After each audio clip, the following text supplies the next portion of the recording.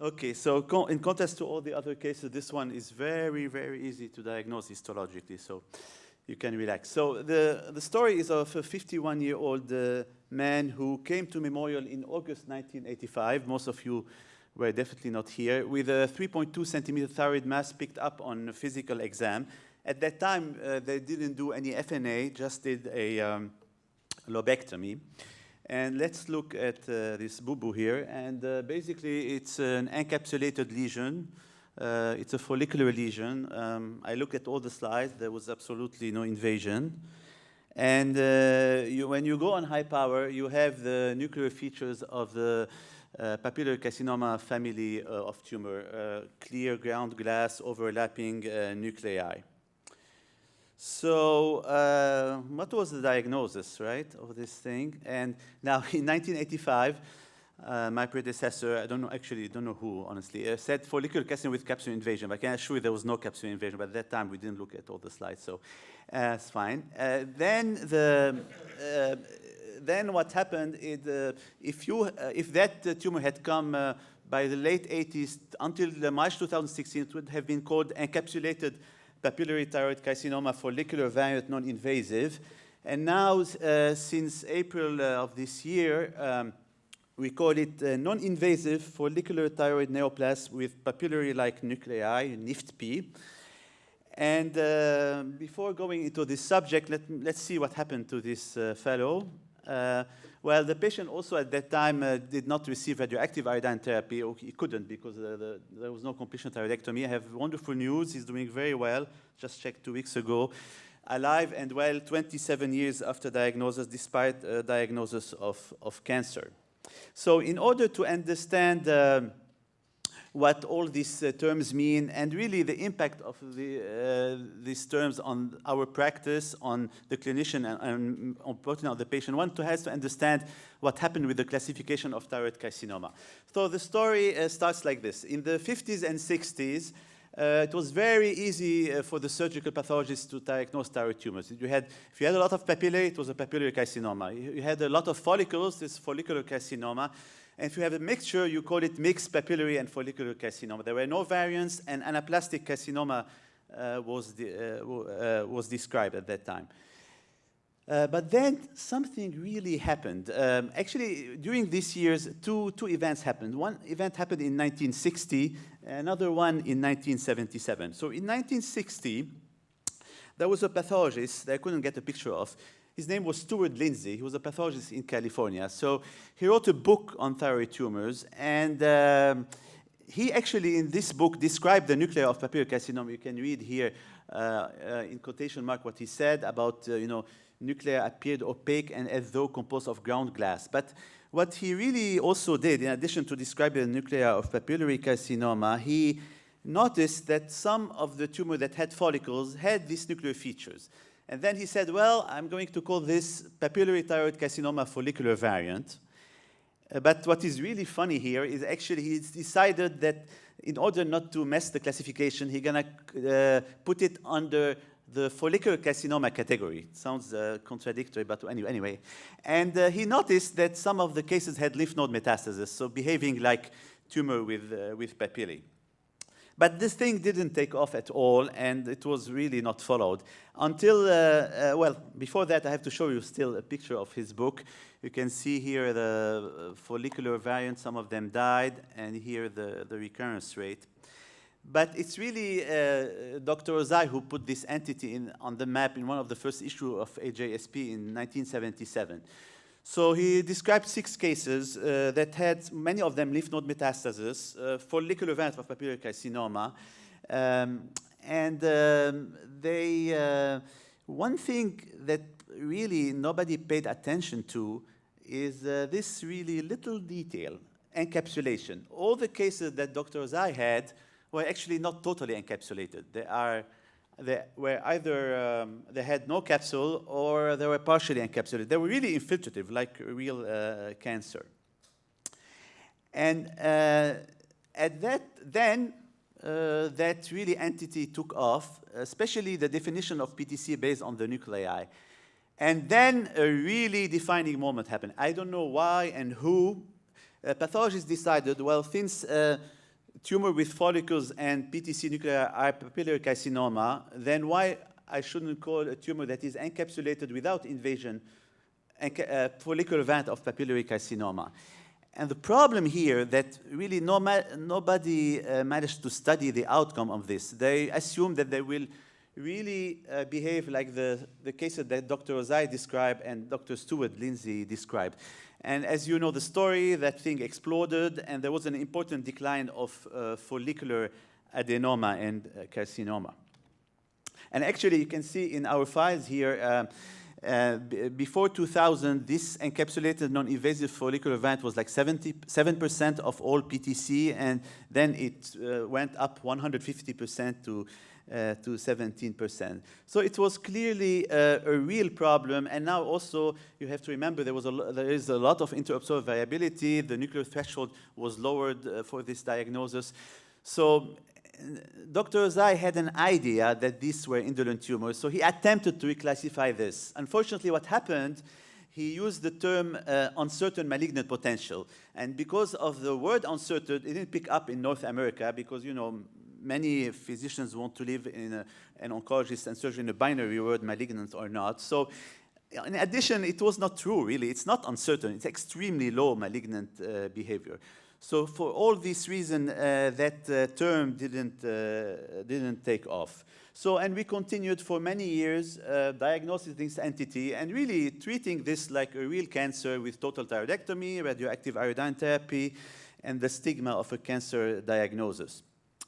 Now, what really made a difference is that in the early 2000s, we started to have a good idea about the pathogenesis of the molecular pathogenesis of thyroid carcinoma. Basically, classical papillary carcinoma have BRAF, and follicular carcinoma have RAS mutations. And we started to find out that this follicular variant is really different from classical papillary carcinoma. One of the papers from Yuri Nikiforov, a thyroid pathologist and molecular pathologist, in this paper you can see that the follicular variant have 40% RAS mutation like follicular adenoma and carcinoma, very different from classical papillary carcinoma, and very little BRAF mutations like follicular adenoma and carcinoma, very different from classical papillary carcinoma. We at Memorial were also interested in that issue, and we did a study at that time, just a year after, using comparative genomic hybridization, accounting for gains and losses of chromosome on a bunch of, I'm going to go quickly, of papillary carcinoma.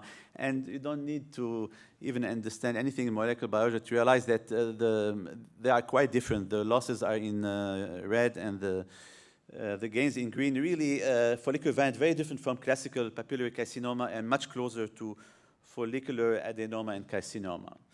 So, but you know, nobody thought that this means anything. I mean, then you know, we had the idea here of maybe the follicular variant of papillary carcinoma actually is not a papillary carcinoma. And in order really to prove that, the only way is actually to do a really good outcome study. And that's what we did. I did it with my friend Giovanni Tallini, who's at the University of Bologna, who's previous alumnus here, Diane Carson, who was my partner here for many years, and Nora, who's now head and neck pathologist here, and she was a fellow at that time. So we looked at all the follicular lesion between 1980 and 1995. We took out the sub-centimeter tumors because we know that they behave you know, in a very indolent fashion, and we took away all the multicentric tumor because you cannot study a uninodular tumor if you have 15 microcarcinoma living with it. And what you got is really two types of animals: the encapsulated follicular variant that give us so much headache, like this one here, you can see the capsule, and the infiltrative one that have a lot of fibrosis, and importantly, they invade the thyroid in a spider-like fashion. You see the tumor cells in between non-neoplastic follicles with no capsule. And most of the cases were of this encapsulated follicular variant non-invasive. And when you compare the encapsulated follicular variant to the infiltrative one, there was a huge difference in the lymph node metastatic rate. So the infiltrative one basically went to lymph nodes like classical papillary carcinoma do, while the other ones did not. And as far as outcome, or thyroid cancer, most people did well, except those with that invasion. If you have invasion, it doesn't guarantee an excellent prognosis. The infiltrative one here did well because they were treated heavily with radioactive iodine. They had lymph node metastasis. But probably the most important part of this paper is this one. Because here they were very conservative in the treatment of thyroid carcinoma, I could have the natural history of the disease. And we had 31 cases of encapsulated follicular variant without invasion, not treated with lobectomy only and no radioactive iodine, and nothing happens to them with a median follow-up of 11 years. And after this paper in 2006, many papers came about. I could say probably around 350 cases, and almost all of them of the encapsulated non-invasive follicular variant did not recur. There were two cases. One case from Dr. Livolsi, and she said that was not well sampled. And the other case from the Brigham where actually there was tumor at the margin, so we couldn't, we really don't know if it is totally encapsulated or not. So it really seemed a very, very indolent tumor. However, you should not leave this talk thinking that encapsulated follicular variant cannot kill the patient. It can, but for that you need extensive vascular invasion or distant metastatic presentation with a little bit of invasion. Now what's interesting here, when in these cases with a lot of vascular invasion, you can see that that nasty thing traveled to the rib, bypassing the lymph nodes. So really, again, here, when it has invasion, it behaves like follicular carcinoma. So I really believe a misclassified entity. Now, we spoke about this follicular variant as a whole at the molecular level that's closer to follicular adenoma and carcinoma. But what about these two subtypes, the encapsulated and the infiltrative? And I did this study with Dr. Fagan from endocrinology here, and we used at that time a detection platform, the Sequinome, that is now rarely used, for all the genes involved in thyroid carcinoma pathogenesis. And we won't go into details, but look at really the difference. For the encapsulated follicular variant, no BRAF mutation, a lot of RAS mutations, while the infiltrative have BRAF mutation and less RAS mutation. So clearly, it looks like based on our study and the one of others, that this encapsulated follicular variant that are non-invasive almost never recur, and when they invade, they behave like follicular carcinoma, and the molecular level, they look like follicular adenoma and carcinoma, while the infiltrative one is really the opposite. So what all this means? All this means that there are follicular variant really is two entities. The encapsulated one that is close to follicular adenoma and carcinoma, its behavior, and the infiltrative one that is really a part of classical papillary thyroid carcinoma. Now, at that time, in 2006, we said, well, then maybe this encapsulated follicular variant is not a papillary carcinoma, should be reclassified under the follicular adenoma and carcinoma category, because if it doesn't have invasion, then you can spare a large number of patients, unnecessary treatment, as I'll show you in the next slides. And it was so naive to think that just by making this diagnosis and putting in a note that this has an extremely indolent outcome, it was so naive on my part to think that it will stay the hand of the surgeon. And actually, before that, I have to say, I wanted you to laugh, as Mira said. In addition, we thought that if you reclassify them, you can spare us a lot of inter-observer variability with these cases traveling from one pathologist to the other. Like this, Dr. Hufos gave me this case where the pathologist sent him the case without even putting his name, dear second opinion, to show you how people are sometimes automatically like to send cases. And I don't blame them because there was so much variation. So, unfortunately, doing this paper did not work in the sense of patients management, and because there are endocrinologists who think that radioactive iodine is water. It's not water. It can give you, once somebody told me that, so it can gives you, it can fry your salivary gland, you can have bad teeth, can lower your blood count, your sperm count. Also, there are these, a lot of surgeons who actually don't really understand the thyroid carcinoma. I remember a guy telling me, well, you Memorial live in an ivory tower, microcarcinoma can recur. So how come? Well, I had a case in one lobe, then I took the other lobe, there was a microcarcinoma. Well, it's just a multicentric disease. So in addition to that, we had to face the expert pathologists, thyroid pathologists, who make a living of telling you how clear a nucleus should be. So, and the problem that a lot of these pathologists did not communicate the extremely indolent nature of this tumor to their colleagues, clinicians, and patients.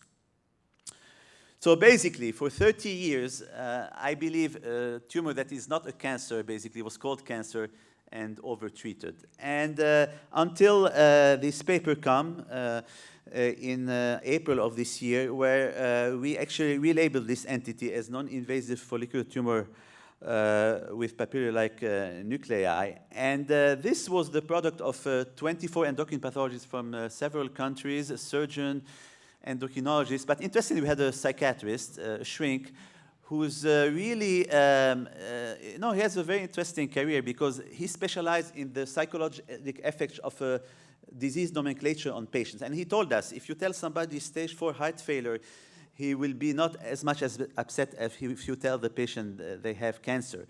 Anyway, so we gathered cases of encapsulated follicular variant with and without invasion. The non-invasive one had at least 10 years follow-up, not treated with radioactive iodine, and where we all agreed upon them, were blinded to the outcome, and out of 100, not a single one recurred, confirming all the other data. So now we have, what, 400 cases. And we chose that term. Now, the only, the big value of this term is that the word carcinoma is extracted from it. And once you take away the term carcinoma, you simply cannot, the surgeon should stop and not do more. Now, I have to tell you, it's really important to examine the capsule. We put in the paper, it has to be very well sampled, but actually the idea will be the entire tumor. I won't, because we don't have time, I won't spend too much time on how to make this diagnosis, but I think an important point is the amount of papillae, because in my studies found out that if you have more than 1%, like 20% papillae, 30%, the tumors start to behave a little bit like classical papillary carcinoma. Other features, we put tumor necrosis and mitotic activity. We were afraid that people will miss poorly differentiated thyroid carcinoma. So when this paper came, we wanted to know really the impact of this paper. And we calculated that every year there are probably in the world 45,000 people with this non-invasive encapsulated follicular variant, 10,000 in the United States. And if this nomenclature is taken, of course, you won't have the side effect of radioactive iodine therapy. I spoke about it. Completion thyroidectomy, recurrent nerve injury. There's something much worse than losing your thyroid is losing your parathyroid in the neck. And also, we have the hormone replacement therapy with all the side effects. And also, actually, the healthcare costs. It costs a lot to do radioactive iodine, $8,000 for nothing. And one thing that, as pathologists, is difficult to appreciate is the psychological and financial burden on that. And this paper, because it downgraded cancer, so a tumor that's called cancer was called benign, it got very much a lot of excitement in the press. There were articles in New York Times, many of you saw, of course, with plenty of mistakes and very bombastic, but also other articles in French newspaper, Chinese, UK. There was a guy from Brazil with us in Brazil also.